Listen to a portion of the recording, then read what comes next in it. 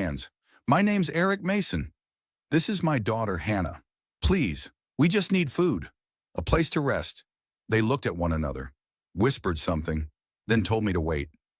For hours we sat outside that gate. Hannah's small hand clutched mine.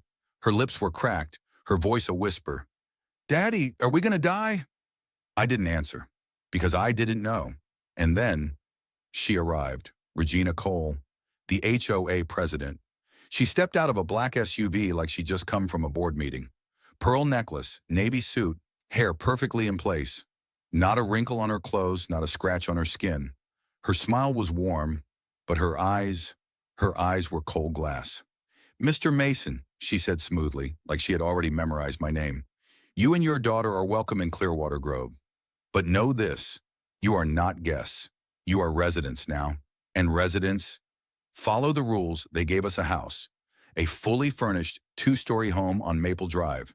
The pantry was stocked with canned food, the beds made with clean sheets. There was even running water. It felt like stepping back in time, like the world outside hadn't ended. But on the kitchen counter was a thick binder, a rule book, 200 pages, glossy cover, the words embossed in gold, the Clearwater Grove Covenant. At first I thought it was a joke. Rules about lawn height, approved curtain colors, no vehicles parked on the street. But the more I read, the stranger it got. All curtains must be drawn at sundown sharp. No lights on after 10 p.m. Trash must be placed on the curb, regardless of collection. Attendance at Friday HOA meetings is mandatory. Any violation will be addressed accordingly. I laughed. The world was ashes, and they were still worrying about trash cans. But then Hannah tugged on my arm. She pointed out the window across the street. A man was being dragged out of his home. HOA security, 2 men in navy, pulling him into the night. He kicked, screamed, begged. His wife stood at the door, crying silently, not moving. And then he was gone. The next morning, his house had new residents. His nameplate was gone from the directory board in the clubhouse, like he never lived there at all.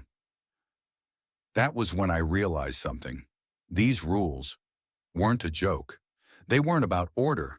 They were about control, and breaking them. Breaking them meant something far worse than fines, and that's where we'll leave it for now. But trust me, this was just the beginning. In part 2, things get even darker, and what you'll see next will change everything. So make sure you hit that subscribe button, turn on notifications, and don't miss the next chapter.